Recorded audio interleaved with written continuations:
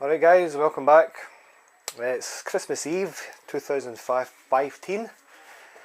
I've got loads of stuff lying about that needs to be used up, so today we are going to be making a turbo cider from apple juice concentrate.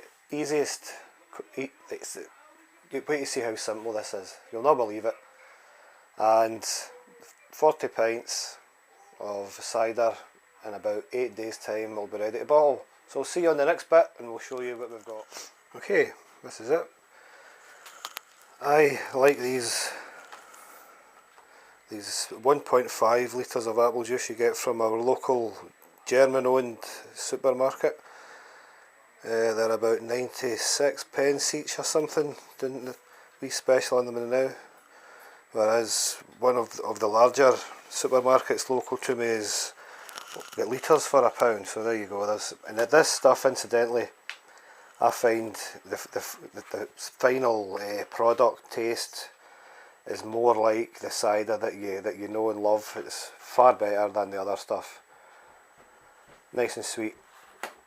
So that's them. We're going to make 20 litres today, and the yeast I'm going to use is Harris Premium Cider Yeast.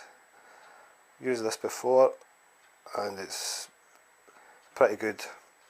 I have used cider, I have used wine yeast, the super wine yeast compound, and various other yeasts with apple juice, and it imparts a bit kind of a bitter sour taste on the final drink, so it's not so good. So if you can, proper cider yeast. Alright, and basically there's our bin. Going to make 20 litres into that. I know that our ingredient I'm going to put into it at this point is yeast nutrient. This stuff's nearly done, so I'm going to use it up, and that's it. So as it says, it's Christmas Eve. You see all the junk lying about during the shots.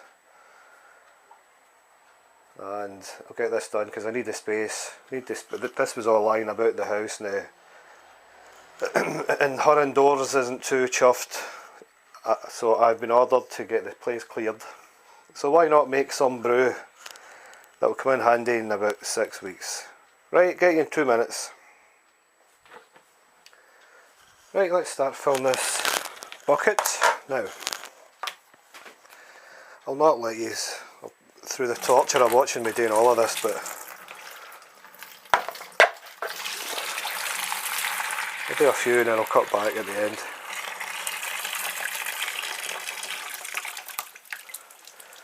So sometimes if I want a stronger cider, I add a bit of sugar in at this as well.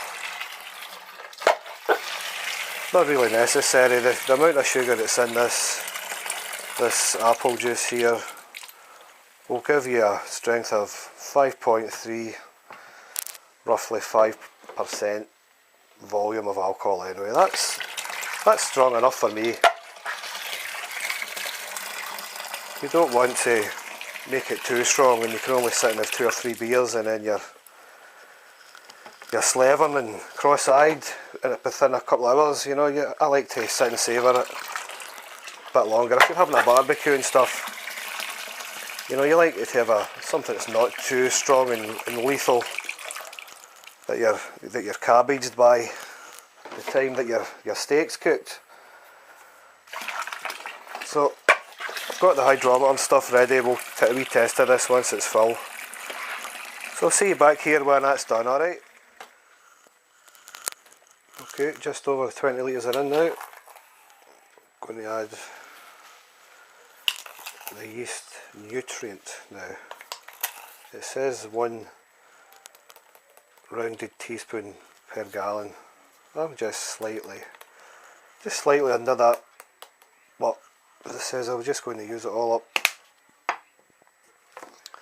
Now for our cider yeast.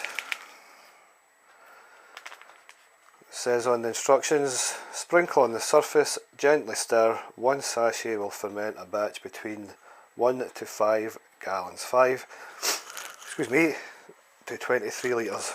So don't really need any more. than this. There we go. Let's just sprinkle it on.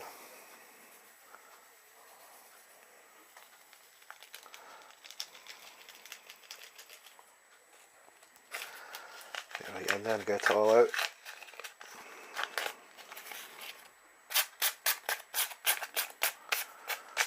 Okay, job done. Now, as I says at the start of this short film, it is short because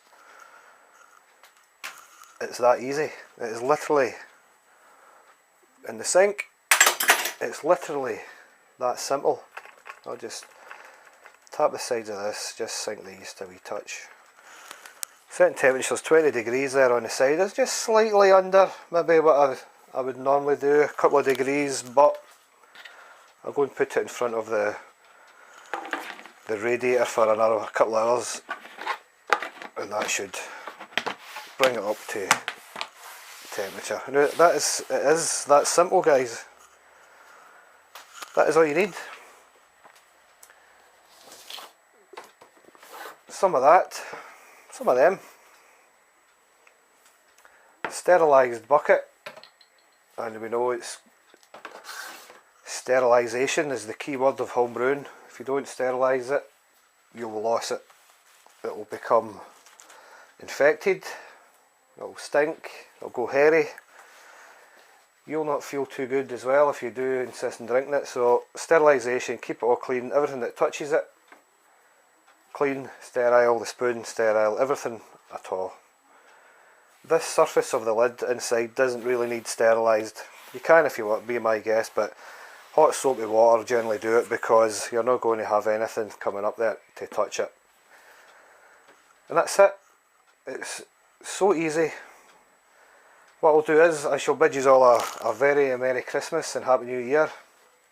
And when this is fermented just after New Year, I'll continue this vid and we'll see what it is. I mean, that will be 1040 1.040 on your hydrometer scale, which will be about 5% anyway. So we'll see what it's fermented down to.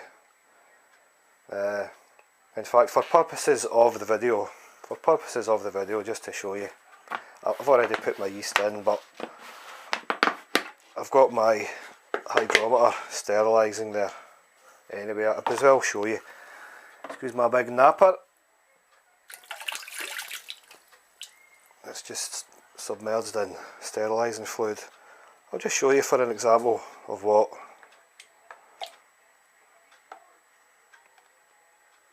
we're talking here.